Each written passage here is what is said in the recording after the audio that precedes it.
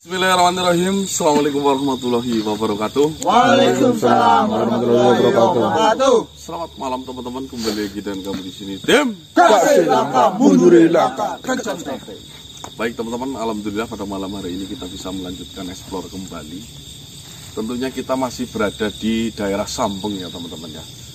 Bahwasanya tadi malam kita sudah mendapatkan kabar, tentunya kabar itu sangat mengejutkan. Ternyata usut punya usut, permasalahan di daerah Sambeng ini itu berawal mula dari seorang juragan yang bernama Basrah. Itu membuat sebuah surat wasiat terhadap anaknya, 5 anaknya ya. Ya. Jadi ceritanya itu berawal dari juragan Basrah teman-teman ya. Juragan Basrah itu ya tahu sendiri namanya juragan, tentunya orang kaya raya, tersohor, terhormat dan terkenal tentunya di masa kehidupannya. Itu tidak membagikan warisan terhadap 5 anaknya yang laki-laki itu. Jadi hanya menitipkan sebuah wasiat, bahasanya anaknya, jika kamu pengen hidup mulia, terpandang, kaya raya tentunya, kamu bisa berpegangan kepada sebuah pusaka. Betul. Pusaka itu yang bernama pusaka Jamus Sabata Asyara. Nah, pusaka Jamus Sabata Asyara teman-teman. Dimana konon ceritanya pusaka Jamus Sabata Asyara itu bagi siapapun yang memegangnya atau yang memiliki itu bisa menggenggam dunia. Betul. Itu wasiat dari ayahandanya, dari 5 anak itu. Nah, dari kejadian itu otomatis kan anaknya yang 5 itu berlomba-lomba untuk mengikuti jejak dari bapaknya, si juragan Basrah. Anak itu meliputi Selak Marong, Gadirwa Brahma, Batok Batok Marindri, Marindri, Gani Rungkat, sama Madangkara. Di mana 5 anaknya itu memiliki rencana masing-masing untuk mendapatkan pusaka Sabata Aswara itu ya. Asyara. Jangan temen ya. Sabata Asyara. Di mana syarat utama dari menguasai dari pusaka Sabata Asyara itu harus memiliki 40.000 pengikut setia. Ya, dengan hal itu makanya 5 anak itu berlomba-lomba untuk membuat banyak-banyakan pengikut. Siapa yang mencapai dulu itu akan yang mendapatkan pusaka itu teman-teman ya. Contohnya yang pertama, siapa namanya tadi? Selak Marong. Selak Marong itu dengan cara mengelabui manusia-manusia dengan diberikan sebuah kekuatan, nanti akan dikumpulkan korban-korban untuk menjadi pengikutnya. Salah satu pengikutnya itu yang jadi masalah di Sambeng ini, yaitu Nyai Danur Manggali sama anaknya, berarti 2 itu ya, si Sekar Mantili. Terus yang kedua Gadirwa Brahma. Gadirwa Brahma. Dia itu berfokus untuk mendirikan kerajaan, tapi dengan modal kosong akhirnya begal, malah menodong-nodong mengumpulkan uang untuk mendirikan sebuah kerajaan, di mana kerajaan itu nanti bisa menarik dari para pengikut. Harapannya walaupun sekarang jadi penodong. Terus yang ketiga Batok Marindri itu mendirikan sebuah perguruan bela diri, Padepokan, mungkin ilmu laduni ya. Nah, dengan harapan murid-muridnya yang diajarkan itu semakin banyak dan semakin menjadi pengikut. Tapi tidak gampang teman-teman, karena harus memiliki 40.000 pengikut. Nah, terus yang paling unik ini nomor 4 ya. Gani Rungkang. Gani Rungkang ini memiliki fadilah, yaitu ketampanan wajahnya. Jadi siapapun wanita yang melihatnya itu gampang terpesona. Wah, ini seperti Nabi Yusuf ya, dimana ketampanannya itu luar biasa, sampai akhirnya jika hamil bacalah surat Yusuf. Agar apa? Agar anaknya ganteng seperti Nabi Yusuf. Buat panjenengan monggo yang pengen anaknya ganteng-ganteng, ya kayak Mbak Cangik ini.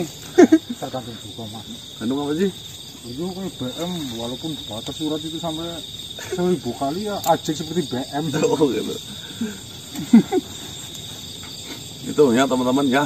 Dan yang kelima ini pakai jalur yang benar, yaitu Madangkara. Madangkara itu mengumpulkan pengikutnya itu dengan cara mengajarkan sebuah agama Islam. Ya, walaupun pengikutnya anak-anak kecil jadi guru ngaji sih, tapi pasti dari 5 itu saya yakin yang menang nanti Madangkara. Ya. Sudah kebaca ini mas. Kebaca. Pengikutnya sudah paling banyak. Pengikutnya saja sekarang sudah sampai berapa katanya informasinya? 30.000. 30 ribuan.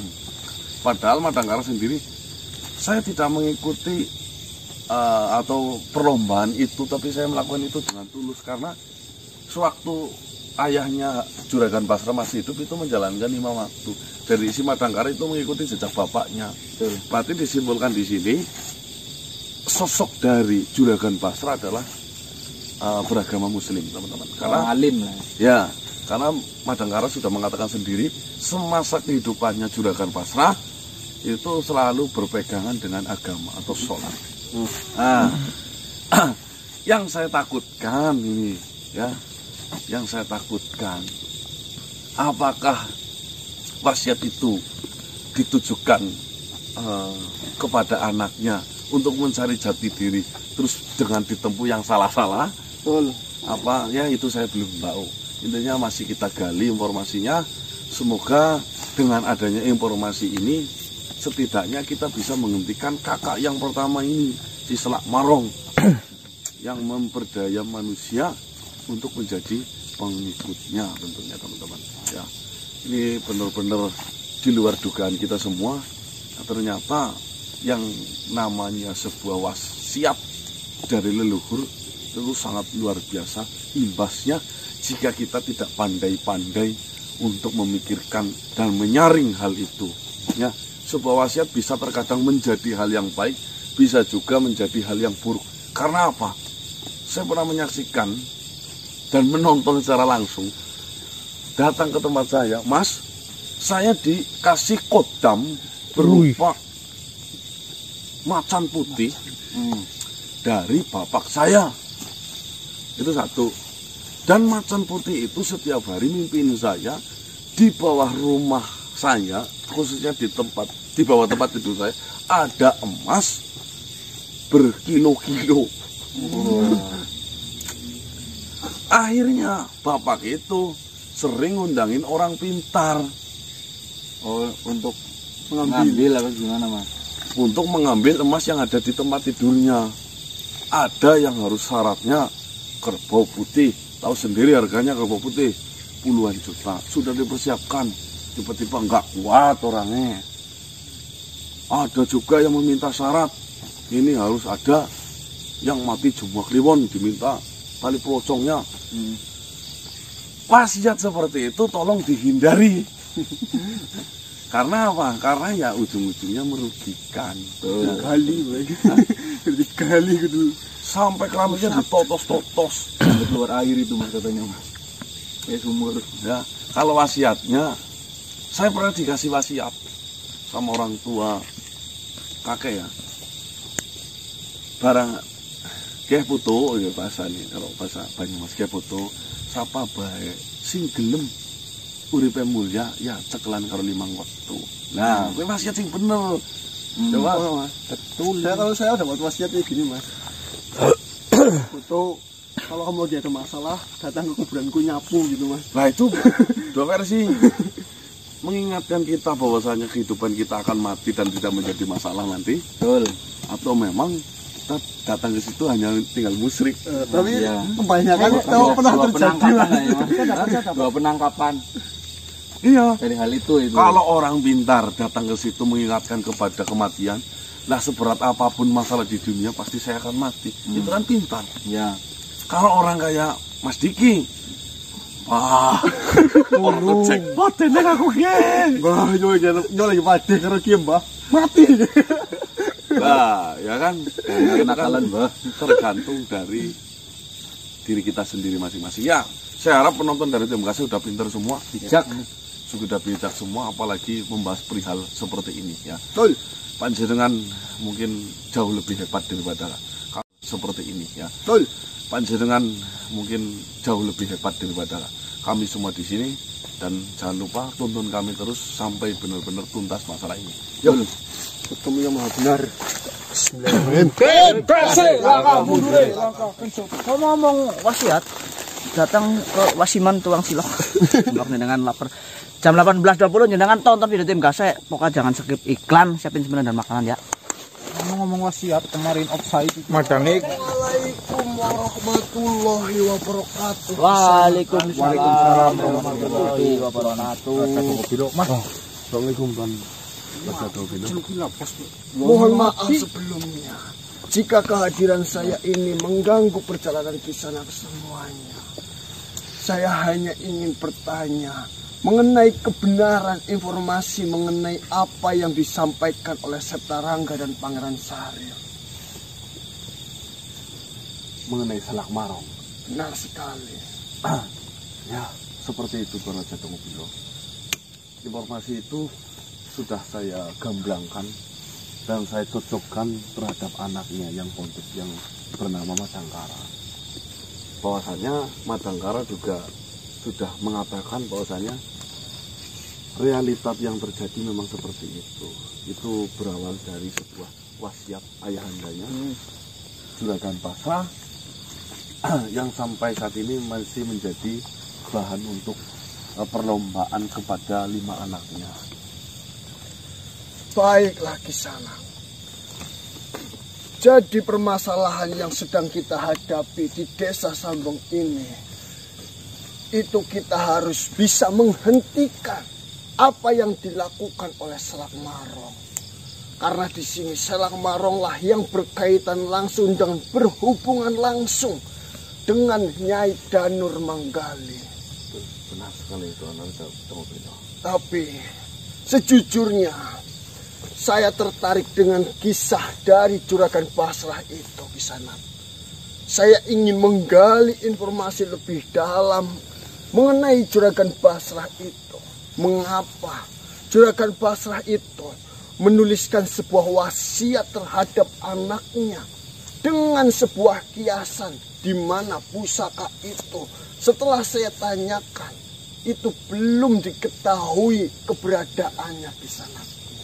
Bahkan konon ceritanya siapapun yang memegang pusaka itu bisa menggenggam dunia.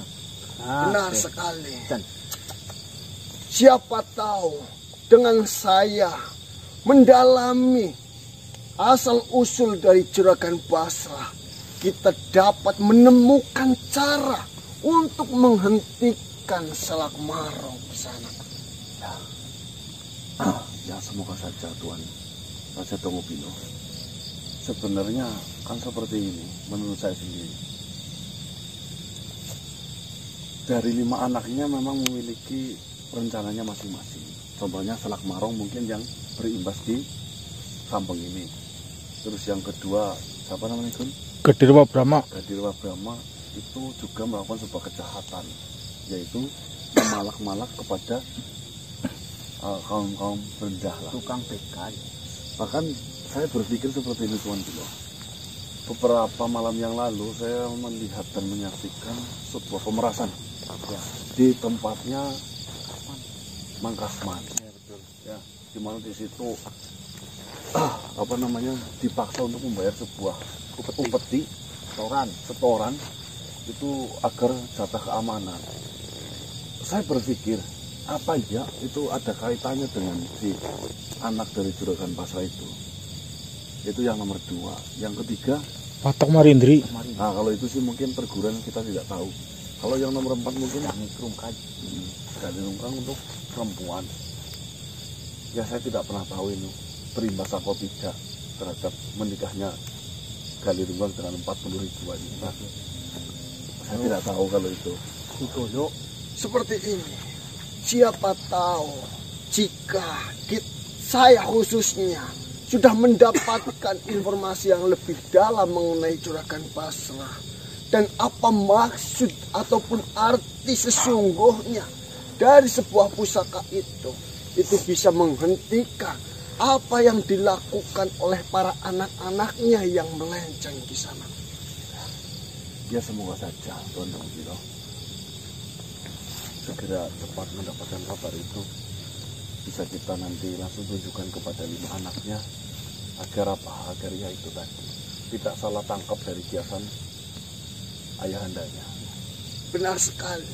Cuma di sini untuk menyelesaikan permasalahan dari Nyai Danur Manggali, kita harus lebih banyak menggali informasi mengenai Salok Marong di sana.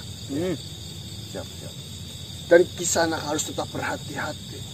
Saya sudah menyadari dan para sahabat yang lain pun sudah menyadari bahwasanya Kisanak sedanglah menjadi incaran dari Danur Manggali. Karena mereka sudah tahu bahwasanya ada yang sedang mengganggu rencana dan tindakannya di sana. Bismillah. Semoga apapun yang kita lakukan nanti selalu dilindungi lah. Amin. Kita juga harus bersiap-siap dengan akan datangnya di mana hari itu akan muncul tanggal ganjil di sana. Besok malam saya yakin Nyai Danur Manggali akan menerornya. Berhati-hatilah. Ya, siap. Assalamualaikum warahmatullahi wabarakatuh. Waalaikumsalam warahmatullahi wabarakatuh.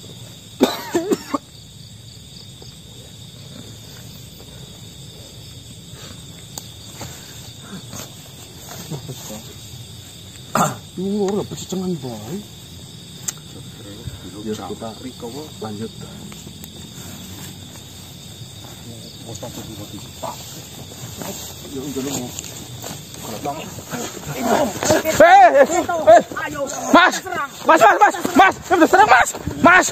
kanan, mas, begal mas, begal mas, Kamu pasti kembalikan apanya?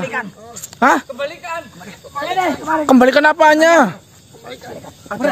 Mereka yang mengambil Pak Kiai. Kembalikan. Awas. Awas, ada apa ini anak kecil? Wah. Kembalikan. Ini apa sih? Kamu kan yang sudah menculik Pak Kiai. Pasti. Kembalikan. Kenapa lagi? Bukan tiba-tiba melebuh ke penyerang kok.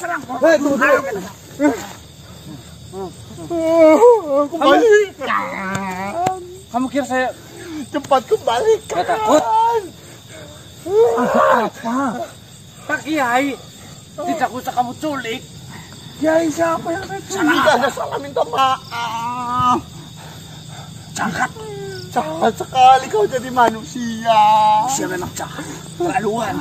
Sudah dipanggil malah seperti itu. Apa sih maksud kalian? Saya bingung loh. Tiba-tiba Lebih baik kita undang semua. Iya, ngeroyok semua anak-anak yang sedang mengaji. Kita panggil semuanya. Oke, nanti dulu. Ada apa ini? Ada apa? Tidak pura-pura. Kembali. Kok katanya ngaji? Kok bisa nggak sopan kayak gitu? Ya kamu. Tergantung kami sopan terhadap siapa. Kalau terhadapmu saya tidak mungkin akan sopan. Ajar. Tenang saja. Apa? Kamu kan Pak Kiai? yang sudah menculik Pak Kiai. Kiai siapa? Kiai Madangkara. Gimana? Gimana? Saya mendengar sendiri setelah Pak Kiai berjumpa denganmu. Tidak lama kemudian langsung didatangi oleh penculik. Kiai Madangkara. Itu teman kamu. Dan kau lebih menganggap remehnya lagi. Kau mengirim penculik itu adalah seorang wanita. Tunggu dulu. Alah. Tidak usah banyak bicara. Kok bisa tenang atau tidak? Saya bantu kalian kalau kalian tenang. Jika dikembalikan. Sabar. Gimana? Diculik gimana? Apa yang sebenarnya terjadi? Bisa salah satu kalian menceritakan? Kau pasti sudah tahu. Berdiri. Saya Berdiri. Jangan. mendengar Pak Kiai Madangkar sudah menemuimu waktu malam hari itu. Tadi malam. Ya, terus dia pulang dan mengajar anak-anak. Tiba-tiba datang seorang perempuan yang sangat galak. Dia memukuli Pak Kiai. Pukuli semua di depan anak-anak. Bahkan anak-anak sampai ketakutan lari-lari. Lalu tidak lama kemudian Pak Kiai dibawa, diseret. Kakinya dipegang lalu diseret-seret di tanah. Ini pasti ulahmu. Kau tega sekali. Kau tega sekali. Saya rasa Pak Kiai tidak mengajarkan untuk suudzon dong. Iya. Susun bagaimana? Ini kenyataan. Kenyataan bagaimana? Kau sudah melihat bukti nyatanya apa enggak? Sedangkan tuntunan Rasulullah saja, Rasulullah tahu bahwasanya dia salah saja, terus Rasulullah tetap sabar dan diam, tidak seperti kalian. Ya, yang jelas kami bukan Rasulullah. Santri pekok. Saya kasihan terhadap guruku loh. Ya makanya kembalikan. Jika kau kasihan, jangan kau pukuli. Nih, kau agamanya Islam. Ya kau pikir apa, Panang? Saya berani bersumpah, meluhi. Bukan saya pelakunya.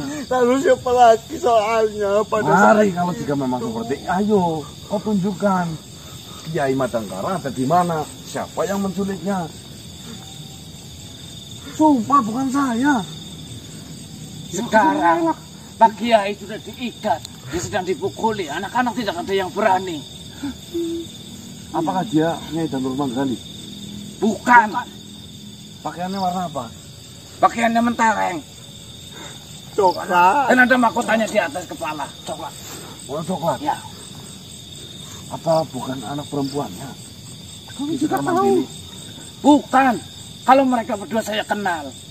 Tetapi ini saya tidak kenal dan pasti ini suruhanmu. Pasti. Di mana? Kau lihat sekarang ada di mana? Ya tahu semua. Kau memberitakan siapa yang membutuhkan? Ada 5 orang anak-anak. Wah, ada yang membutuhkan.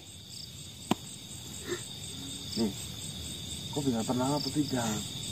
Gunakan adab kalian. Baik. Kau akan menjelaskan apa tentang permasalahan ini. Kau akan membela Duduklah. diri seperti apa? Duduklah. Saya lebih tua daripada kalian loh. Pak Kiai. Ya, saya tidak takut ya. Saya tidak takut sama dia ya. Takut. Sedang Nah, takut. kita goyang saja, jambak aja. Astaga. Kau pikir tidak bisa mentang-mentang sudah tua, mentang-mentang sudah dewasa, kami takut. Ya, mengajar kami. Andai kata. Banyak yang tua, tapi kelakuannya lebih seperti kita. Iya, kayak anak kecil. Ya sudah, kau mau mendengarkan saya atau tidak? Di mana sekarang Kiai Madangkara? Duduk. Kau yang duduk. Jelaskan. Duduk. Duduk dulu anak-anak, duduk. Kau sudah bisa baca Al-Quran atau sebelum? Saya sampai Iqra 5. Di sini yang hafalannya paling sempurna saya. Iqra 6. Kejadiannya tadi malam. Tadi malam Pak Kiai habis berjumpa denganmu. Kau tidak mengenal sosok perempuan itu. Tidak ada yang mengenal satupun. Dari semua para santri tidak ada yang mengenal. Apakah perempuan itu sendirian? Dia sendirian. Dia datang, tidak mengatakan apapun. Dia langsung memukuli Kiai. Lalu mengatakan, di mana ayahmu, di mana ayahmu, di mana ayahmu, seperti itu. Apa kata-katanya? Dia hanya mengatakan, di mana ayahmu, di mana ayahmu. Sambil memukuli wajahnya Pak Kiai. Sampai babak pelur dia. Dan kau bertemu dengan Pak Kiai juga membahas ayah, hanya bahas itu suruhanmu. Ya. Berapa ribu santri? Ada yang mengikuti. Dibawa kemana? Ada, saya memerintahkan beberapa santri, 5 orang, untuk mengikuti ke sana. Kau bisa antarkan saya ke sana? Kau kan pelakunya, harusnya kau tahu tempatnya. Iya. Kalau saya pelakunya, ngapa saya harus tanya kepada kalian? Iya. Hanya berpura-pura. Dia berpura-pura. Dia berpura-pura benar.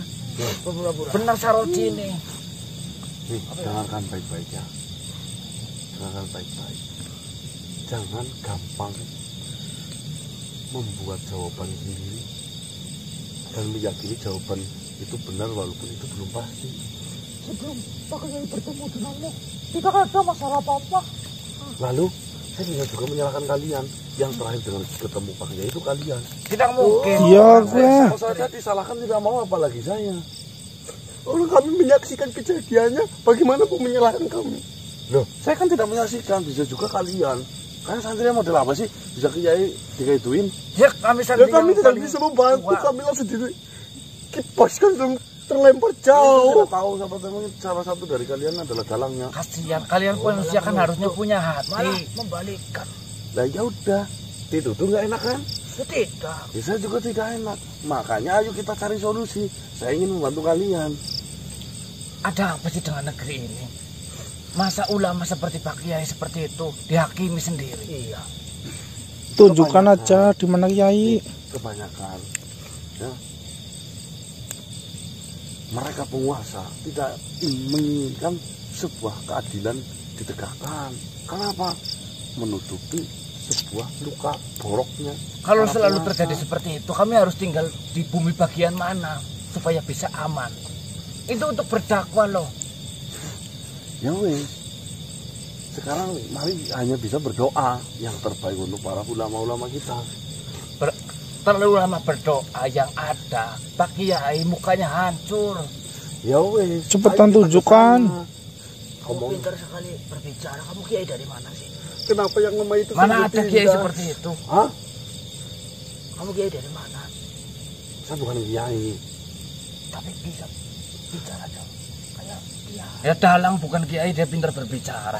Nah, Kenapa yang lemah itu selalu ditindas ya? Iya, sudah jadi hukum alam seperti itu. Penguasa-penguasa itu yang berada di atas, mereka semena-mena terhadap kaum-kaum seperti kita. itu juga tidak boleh berpikiran seperti itu. Dan kenapa mereka Pada kenyataannya memang seperti itu. Ya sudah, kau mau menunjukkan atau tidak? Nih, kau harusnya berpikir, adik-adikku semua, ya, Saya juga bisa. tidak selamanya mereka yang memiliki kedudukan itu jahat semuanya. Tapi nyatanya banyak yang jahat Ya semuanya. kan banyak, tidak semuanya. Belum tentu jika kau berduduk di sana sebagai penguasa lebih jahat dari mereka. Itu hanya perihal apa saja? Coba kesempatan. Mungkin saja kau bisa bicara seperti ini karena kau tidak punya kesempatan. Jika kau yang punya kesempatan di sana, apa kau tidak lebih parah daripada penguasa sekarang? Apa iya kami harus mengaji di atas gunung supaya aman? Nanti kalau gunungnya meledak gimana? Mati. Ya kosong kalian. Sama saya juga kosong. Ya sudah.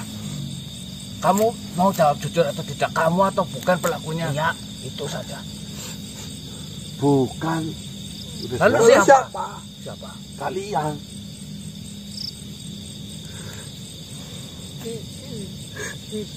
Sudah, ayolah kita selamatkan Pak Kiai saja. Mati atau tidak Ya, peduli lah. Kita percuma berbicara dengan dia. Percuma. Kau tidak punya apa-apa. Nih, coba kayak gini kau bisa jatuh nih. Tuh kan? Tuh kan berarti benar dia. Ini melukainya. Dia yang menculiknya. Cepetan, anterin ke tempat Kiai. Terus saya akan bela kalian untuk melarai penjahat wanita itu. Ayo kita tangkap bareng-bareng. Pengen selamat apa enggak Pak Kiainya? Saya masih curiga dengan dia. Bagaimana dia mau membantu? Kata saya, kita pergi saja kalau dia mau membantu, dia pasti ikuti kita. Enggak mau. Ya kalau ya kita harus bersalaman dulu, berdamai dulu, biar enak. Damai ya. Kau sama kita. Saya tidak. Saya tidak melihat kamu menutupi. Ayo, Saya dan ini kalian awas. kita selamatkan Pak Kiai. Ayo cepetan, weh, cepetan. Dos. Ayo Bang, cepetan Bang. Cepetan ayo. Wah, ayo cepetan Dik. Sabar ya, weh. Ayo cepetan. Hei,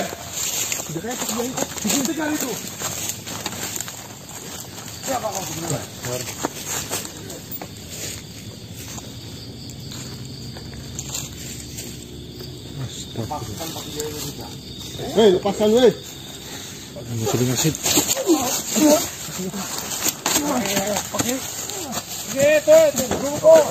Ada tegon.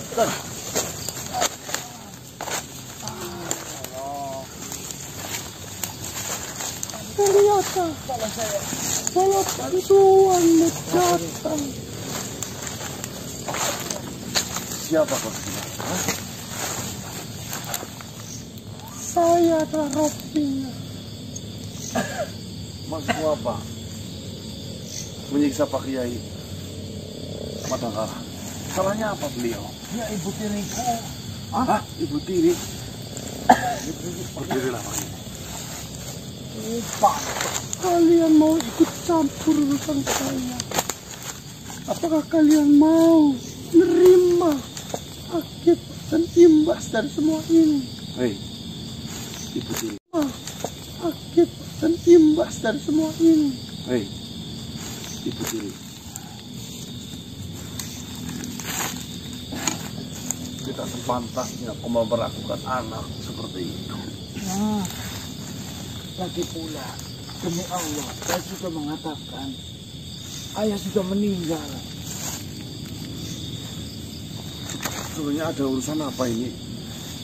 Madangkara. Jika memang sudah benar, Juragan Basra itu sudah mati, berarti saya akan meluapkan semua dendam saya kepada kelima anaknya. Dan yang pertama, kau harus merasakan apa yang saya rasakan terlebih dahulu. Apa sakit hatinya saya? Lalu apa urusannya dengan saya? Saya tidak tahu apa yang terjadi kepadamu. Lagi pula, apa benar ayah melakukan hal itu?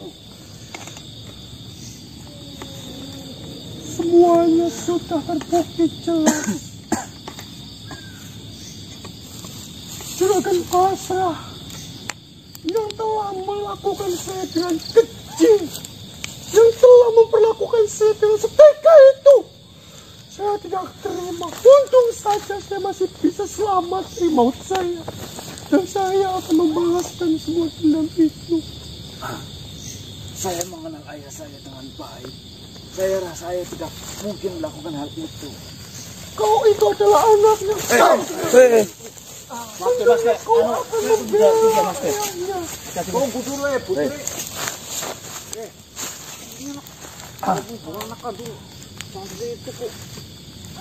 Kau mau ikut campur dalam urusan ini? Tentunya. Kau tidak tahu apa-apa. Ya memang saya tidak tahu apa-apa, tapi saya bisa menenangkan hati yang sedang amarah. Sebenarnya apa yang telah terjadi? Kau ini siapa? Dia mengatakan kau adalah ibu tiri. Iya. Lalu dendam apa yang dengan simpan selama ini? Saya adalah ibu tiri dari Madangkara. Saya adalah istri dari Juragan Basra. Istri. Iya. Apakah Juragan Basra memiliki istri dua? Setelah kepergian ibu kandung dari Madangkara, Juragan Basra mencari penggantinya dan menemukan saya, dan saya dijadikan istri olehnya. Lalu saya diperintahkan untuk mengurus anak-anaknya. Saya melakukan itu dengan baik, saya melakukan itu dengan tulus.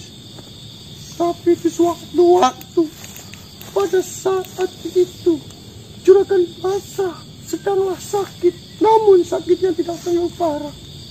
Saya diperintahkan untuk membeli obat. Saya pergi untuk mencari obat itu. Namun di pertengahan jalan saya dihadang oleh 3 anak buah dari Juragan Basra. 3 suruhan dari Juragan Basra untuk menghadang saya. Di situ saya dianiaya. Di situ saya dipukul dengan gajinya, sampai saya ini diperkosa bergilir oleh mereka. Ibu tahu dari mana orang-orang itu adalah suruhan ayah? Saya sudah mengenal dia, dan dia juga mengatakan, Apa katanya? saya, awas saja kau melakukan hal seperti ini, saya akan laporkan kepada Juragan Basra. Dia malah tersenyum dengan gembiranya. Saya sudah mendapatkan izin dan diperintahkan secara langsung untuk berbuat seperti ini kepada saya. Bagaimana saya tidak sakit hati? Bagaimana saya tidak merasakan dendam yang menggebu-gebu? Dan setelah saya digilir, diperkosa, saya dilemparkan ke jurang. Untung saya masih bisa selamat. Siapa yang menyelamatkan? Ada sosok makhluk nenek-nenek saya yang menyelamatkan saya, mengobati saya, dan merawat saya, dan juga mengajari saya sampai saya sekuat ini. Saya akan membalaskan dendam saya. Dan setelah saya kembali, saya bertemu dengan Madangkara. Ibu, kalaulah itu benar suruhan dari ayah saya, lalu kenapa kau mengatakan akan menyakiti kami anak-anaknya? Saya harus membalaskan dendam saya terhadap ayahmu. Namun, kau mengatakan ayahmu sudah lama mati. Berarti saya belum puas dengan dendam saya. Saya akan membalaskan ini semuanya terhadap anak-anaknya. Tutuplah. Sabar. Saya yang berbicara penting dengan Berbicara apa? Saya tidak ada urusan denganmu. ada. Kau pasti akan membutuhkan saya nanti untuk melancarkan dendammu. Diri memang jahat, guys. Bakasih minum, Mbah. Kurang baik apa saya mau menerima anak-anak dari Juragan Basra? Harusnya kau menyadari beliau anaknya, pontosnya Madangkara saja sebagai kiai di sini.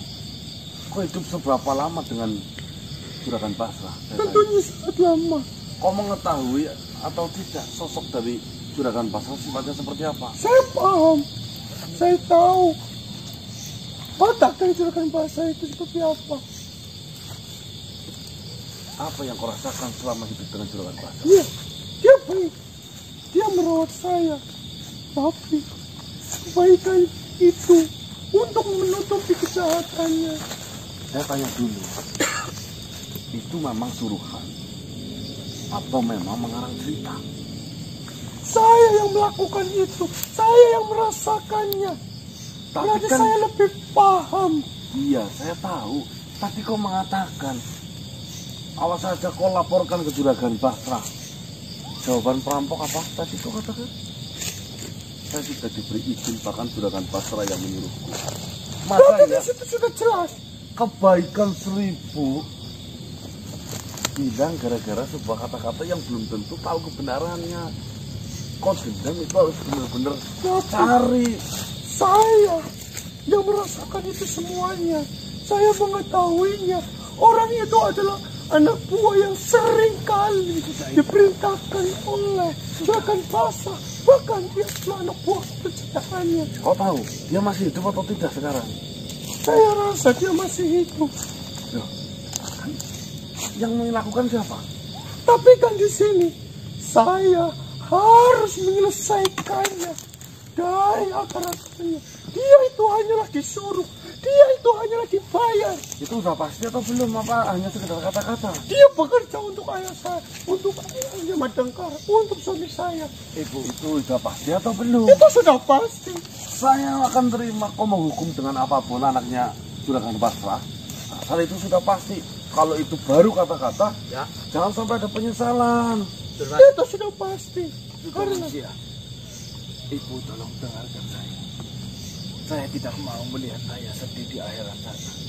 Saya tidak mau dia tidak tenang di alam sana. Kalaulah memang ibu memiliki dendam kepada ayah dan tidak bisa menyalurkannya karena ayah sudah meninggal, bunuh saja saya ikhlas. Yang terpenting malah pasrah ayah. Dia yang di kala itu masih kecil. Mungkin dia tidak tahu apa-apa jadi korban dirimu. Kau ini seorang wanita. bukan korban saya, korban dari ayahnya sendiri. Lalu kenapa kau tahu ayahnya berbuat itu menyakitkan? Kenapa kau melakukan ini kepadanya? Kau seorang ibu. Agar dia merasakan, agar keluarganya merasakan penderitaan yang saya alami. Hei, kau tahu nggak? Kau sedang memegang bara api. Sebelum kau membunuh, kau sudah terbakar terlebih dahulu. Saya tidak peduli akan hal itu. Oh ya wes. Saya sudah merasakan sakit hati yang lebih lebih besar daripada apapun itu. Saya akan bantu kamu agar apa? Dendamu tidak salah. Kita pastikan dulu. Ya betul Mas. Makhluk yang memperkosamu memang Suran Juragan Basa atau Itu sudah benar-benar pasti. tahu dari mana kepastian itu? Saya mengetahui ketiga makhluk itu. Dia adalah anak buah kepercayaan dari Juragan Basa. Dia adalah makhluk yang sering diutus oleh Juragan Basa untuk menyelesaikan permasalahannya. Tiba-tiba Juragan Basa melakukan sebuah kesalahan. Entah itu apa, dan anak buah itu tidak terima apa yang dia buat, menghancurkan harga dirinya itu melalui istrinya. Semuanya bisa terjadi. Jangan makan mentah-mentah sebuah kata-kata yang belum pasti kebenarannya. Nih, kalau kamu pengen tahu kebenarannya, ya kita buktikan dulu. Apa iya memang itu memang kelakuan Juragan Basa atau memang perampok itu sendiri? Kok dikala itu masih lemah, sekarang kau memiliki kekuatan, kau energinya besar, kau bisa tekan mereka.